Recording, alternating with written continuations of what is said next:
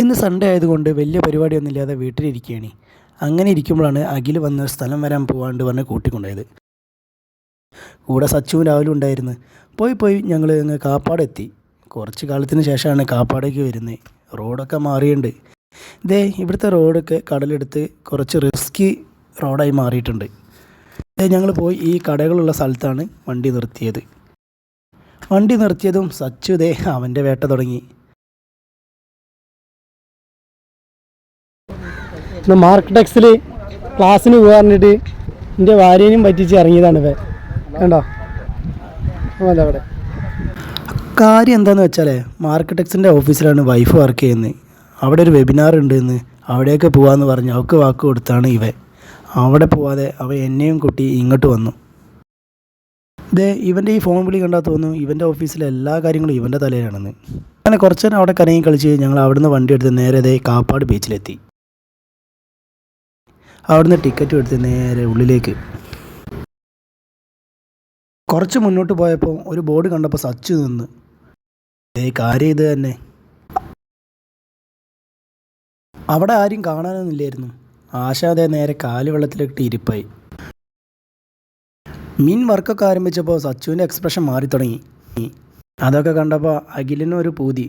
പക്ഷേ മീൻ കൊത്തന കണ്ടപ്പോൾ ആൾക്ക് പേടിയായി. സച്ചുവിനെ വെയിറ്റ് ചെയ്ത് ഞാനും അഖിലും പുറത്ത് പുല്ലിൽ കിടക്കാൻ തുടങ്ങി.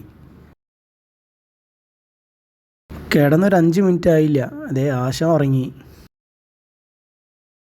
ഇതിൻ്റെ ഇടയിൽ രാഹുലിനെ കാണാനില്ല. രാഹുലിനെ തപ്പിപ്പോയപ്പോൾ ഞാൻ ഉദ്ദേശിച്ച സ്ഥലത്ത് തന്നെ ആളുണ്ട്. ഒറ്റയ്ക്ക് ഐസ്ക്രീം വാങ്ങി കഴിക്കായിരുന്നേ. ഞാനും അങ്ങ് കൂടെ കൂടി. വരുന്ന വഴി ഞങ്ങൾ രണ്ടുപേരും ഇതിൽ കയറി ആടാൻ തുടങ്ങിയപ്പോൾ കറക്റ്റ് സമയത്ത് തന്നെ ഏച്ചി വന്ന് നെയ്പ്പിച്ചു. എങ്ങനെയൊക്കെയോ അതിൽ ചാടി ഇറങ്ങി ഞങ്ങൾ പിന്നെയും നടക്കാൻ തുടങ്ങി. നേരെ കടലിൻ്റെ അടുത്തേക്ക്.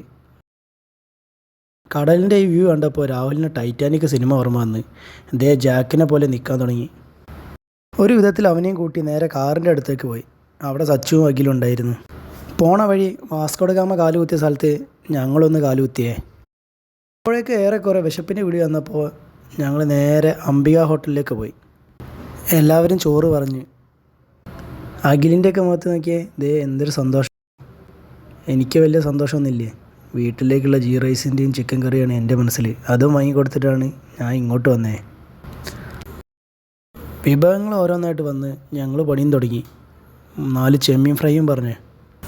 അംബികത്തെ ഫുഡായതുകൊണ്ട് തന്നെ പ്രത്യേകിച്ച് എക്സ്പീരിയൻസ് ഒന്നും പറയേണ്ട ആവശ്യമില്ല. അടിപൊളിയാണല്ലോ. പിന്നെ നേരെ നാട്ടിലേക്ക്. ഫറോക്ക് സിഗ്നലിൽ വണ്ടി നിർത്തിയപ്പോൾ ബാക്കിൽ നിന്ന് സൗണ്ടൊന്നും കേൾക്കാതെയപ്പോൾ നോക്കിയപ്പോഴാണ് കണ്ട്